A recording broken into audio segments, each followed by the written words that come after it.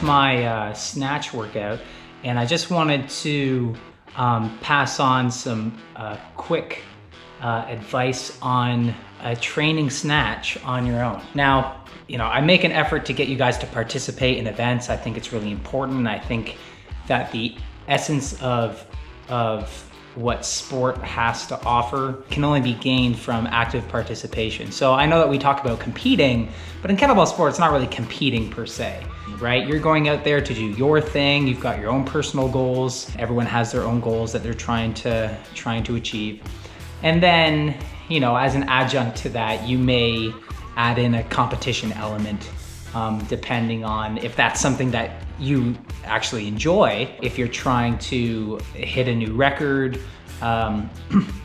or whatever. So there's a competition element, and then there's the kind of the training element, right? And by far, you will spend way more hours training and practicing than you will be competing. And so the influence of what you do in training cannot be overstated.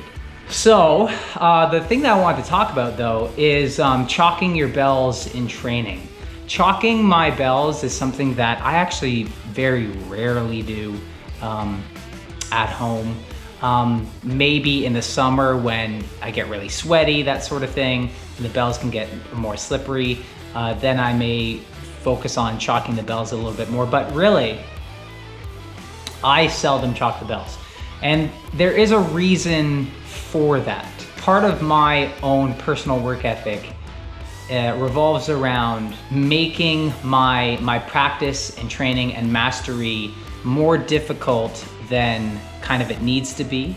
So if my training is more difficult than competition, then whatever you do on competition day, you hopefully will have sort of an upper hand, if you will. So that said, if I don't chalk my bells, which enhances the grip, at home in the training, then when I go to competition, when I do chalk them, I have that extra advantage. Now, of course, it's not without its caveats. If you're not chalking your bells and that causes you to sort of pull and muscle it and strain more, then you're kind of changing your technique, right, in such a way that reinforces muscling it.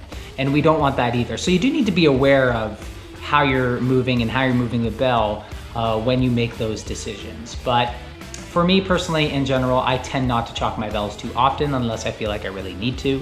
And particularly with today's workout with a multi-switch, I really don't even worry about it because you're switching arms every minute. So grip really should not be an issue anyway. So multi-switches, you probably don't have to worry about chalking. If you want to, cool. For the longer sets, for your test sets, definitely chalk, because we do want to replicate the competition environment, so to speak. But in your normal training sets, yeah, probably just don't even worry about it.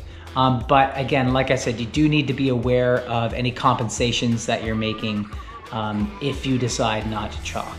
So that's my little piece of advice for today, guys.